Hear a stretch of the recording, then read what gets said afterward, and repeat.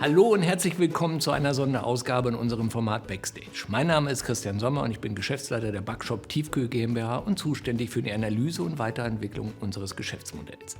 Heute wird es meine Aufgabe sein, kurz zu erklären und zu verdeutlichen, was wir im Kern eigentlich tun. Wenn ich wir sage, dann meine ich heute einerseits unser spezielles Unternehmen, andererseits aber auch das System TK Backware als Ganzes. Backshop ist ein Spezialist im Markt für tiefgekühlte Backwaren.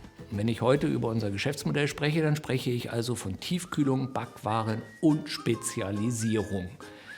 Um es gleich vorweg zu sagen, wenn wir von Tiefkühlung sprechen, dann sprechen wir nicht von konservierten Lebensmitteln. Wenn wir von Tiefkühlung sprechen, dann sprechen wir von Zeit. Wir sprechen davon, den Wert der eingesetzten Zeit optimal zu erhalten und produktiv zu nutzen. Was genau macht die Tiefkühlbackware so unvergleichbar erfolgreich? Nun, starten wir beim Ziel, beim Konsumenten. Was erwartet der Kunde in der Bäckerei, der Bake-Off-Station, der Cafeteria oder dem Hotelbuffet? Der Kunde erwartet ein breites Sortiment, perfekte Frische und zu jeder Zeit volle Verfügbarkeit aller Produkte. Auf der anderen Seite steht die Frage, wie setze ich diese Anforderungen nun praktisch um? Je breiter das Angebot, desto größer die Absatzschwankung bei einzelnen Produkten. Je länger die volle Verfügbarkeit, desto größer am Ende des Tages die Zahl der nicht verkauften Produkte. Der Schlüssel, die verschiedenen Anforderungen zusammenzubringen, heißt Zeit. Das ideale Produkt muss in kurzer Zeit mit geringem Aufwand in geringer Menge zur Verfügung gestellt werden. Im Idealfall wird ein Stück verkauft und zeitgleich ein neues Stück frisch bereitgestellt.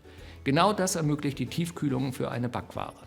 Das Produkt steht dann bereit, wenn es gebraucht wird und nur dann. Zeit ist aber nicht nur am Ende des Prozesses ein entscheidender Faktor, sondern ebenso am Anfang in der Bäckerei. Nehmen wir diese zwei Vollkornbrote. Sie sehen gleich aus, sie duften gleich und sie schmecken gleich. Und ich würde sagen, sie sind gleich frisch. Dieses wurde gebacken, um sofort in der Bäckerei verkauft zu werden. Die Zutaten wurden gewogen, gemischt, der Teig geknetet, der Ofen geheizt und das Brot gebacken. Dafür hat der Bäcker 1 Stunde Zeit investiert. Dieses hier wurde gebacken, um zu einem späteren Zeitpunkt oder an einem entfernteren Ort verkauft zu werden.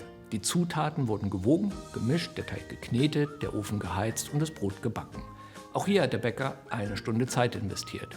Allerdings hat er diesmal alle Zutaten mal 10 genommen. Am Ende steht nicht ein Brot, sondern 10 Brote. Unser erstes Brot steht also für 1 Stunde Arbeitszeit, unser zweites Brot gerade mal für 6 Minuten. Ein Zeitgewinn von 90%. Und weil Zeit Geld ist, gilt es, dieses Zeitkapital optimal einzusetzen. Gut, wir haben 90% Zeit gewonnen. Aber was tun wir mit 9 zusätzlichen Broten? Wie nutzen wir die gewonnene Zeit? Wir könnten die 10 Brote tagesfrisch auf 10 verschiedene Verkaufspunkte verteilen. Das typische Geschäftsmodell des Filialisten. Ein gutes Modell für urbane Räume. Oder wir konservieren unsere 10 Brote vor Ort und verteilen sie auf 10 Verkaufstage direkt in der Bäckerei. Allerdings erwarten unsere Kunden nicht nur eine Sorte Brot, sondern an jedem Tag eine breite Auswahl verschiedener Brote. Wollen wir diese bereithalten, werden wir schnell von einer Bäckerei zu einem Lagerhaus. Besser ist es, wir konservieren also unsere 10 Brote transportsicher und erschließen uns damit einen nahezu unbegrenzt großen Markt verschiedener Verkaufsorte. Dass diese Strategie mit Abstand die erfolgreichste sein wird, liegt auf der Hand.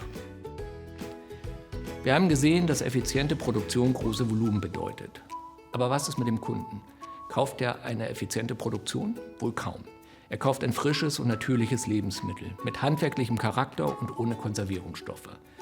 Nach diesen Eigenschaften bemisst er den Wert unseres Angebotes und er wählt das für seine Qualitätswahrnehmung überzeugendste Preis-Leistungs-Verhältnis. Denn Qualität ist Wert, Qualitätsverlust ist Wertverlust.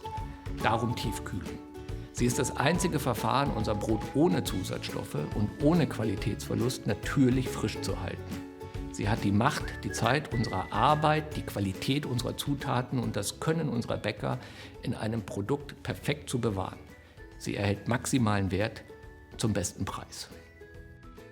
Wir haben also einen Weg gefunden, kostenorientiert zu backen und uns die volle Qualität und Frische über längere Zeit zu erhalten. Wir haben ein Produkt mit optimalem Preis-Leistungs-Verhältnis, ab Werk. Stellt sich also die Frage, wie kommt unser Brot zu unserem Kunden? Unterschiedliche Verwendungsorte haben unterschiedliche Bedarfe, in Sortimentsmix und in sinnvoller Losgröße. Das oberste Prinzip heißt aber immer, Lagervolumen klein halten, Lagerzeit kurz. Ab Werk haben wir also 2 Möglichkeiten. Erstens, ein Produzent sucht einen der wenigen Kunden, die sehr große Volumen abnehmen können und liefert seine gesamte Produktion in einer Fahrt an einen Kunden. Das wäre ideal. Oder zweitens, er bedient die vielen Kunden, die oft näher bei der Bäckerei liegen, aber nur geringe Abnahmegrößen umsetzen können. In unserem Beispiel liefert er seine 10 Brote an 10 Kunden. Das heißt, es werden 10 Lkw beladen, 10 Lieferscheine geschrieben, 10 Strecken gefahren, 10 Rechnungen geschrieben und so weiter. Ein Riesenaufwand im Vergleich zu einer Lieferung aus unserer Variante 1. Und dieser Aufwand verdoppelt sich am Ende noch einmal. Der Kunde braucht, wie wir gesehen haben, ein breites Sortiment. Er muss verschiedene Lieferungen mit verschiedenen Broten von verschiedenen Herstellern ordern. Auch wenn diese Mengen klein sind, er muss 10-mal abladen, 10-mal Lieferscheine kontrollieren, 10-mal Rechnungen bezahlen und auch hier noch einmal ein Riesenaufwand. Das alles kostet sehr viel Zeit und Geld. Wir sehen also gegensätzliche Anforderungsprofile. In der Bäckerei brauchen wir große Volumen, um kostenorientiert zu backen. In der Logistik brauchen wir wenige Fahrten mit voller Beladung, um umweltschonend und effizient zu liefern. Am Point of Sale gilt das Gegenteil. Hier brauchen wir kleine Mengen, um just-in-time mit geringen Lagerkapazitäten ein breites Sortiment anzubieten. Diese unterschiedlichen Bedürfnisse haben wir gesehen und daraus als Backshop unser spezielles Geschäftsmodell entwickelt. Das Geschäftsmodell eines Spezialisten für tiefgekühlte Backwaren. Wir verbinden die Stärken beider Seiten. Wir produzieren kundenindividuelle Vielfalt. Aber was tun wir genau? Was macht uns so besonders? Für unsere Bäcker sind wir der gewünschte Idealkunde. Wir können täglich große Lieferungen sortenrein in unserem hochautomatisierten Tiefkühllager aufnehmen. Hier speichern wir die bei der Produktion gewonnene Zeit. Wir sind wie eine Bank für Arbeitszeit. Auf der anderen Seite bündeln wir die ganze Vielfalt in kleine marktkonforme Liefereinheiten. Für unsere Kunden sortieren und versenden wir täglich individuell zusammengestellte Mischpaletten mit minimalen Losgrößen. Wir liefern das, was am Point of Sale gebraucht wird. Nicht mehr und nicht weniger. Für unsere Lieferanten wie für unsere Kunden heißt das minimaler Aufwand für ein maximales Sortiment. Das ist der Sinn unserer Spezialisierung, die Konzentration aller Partner auf ihre Kernkompetenzen. Jeder bringt das ein, was er am besten kann. Der Bäcker konzentriert sich auf optimales Bäckerhandwerk. Der Logistiker sichert den besten Weg von der Bäckerei bis zum Konsumenten.